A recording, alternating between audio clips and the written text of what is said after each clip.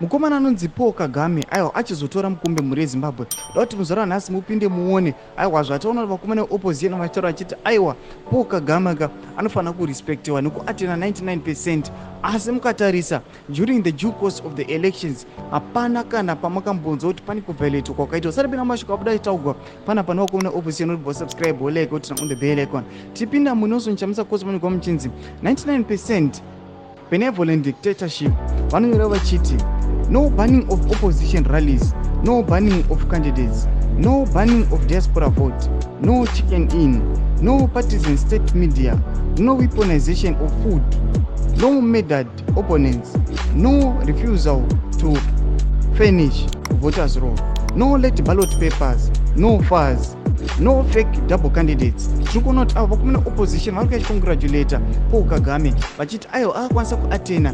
99.15% dzemavotes dzisina kana any bad record yekuti aiwa pane maillegalities kana kurigwa kwaita maelections. Ndo macriterias ese anoona kuti akamamita. Hapana kana vanhu vakadhinayiwa kunovhota, hapana late arrival yemaballot papers. Zvese vatoda kuti zvese zvaingova perfect vachiti ndo dictatorship yatinoda, ndo 100% human rights execution. Chimbotudzai mafunguro enyu munoti kudii pamusoro penhau iyi. Aiwa pinai mucomment section medu mutudze mafunguro enyu. Saka unosubscribe, kulike, chinotina on the bell icon.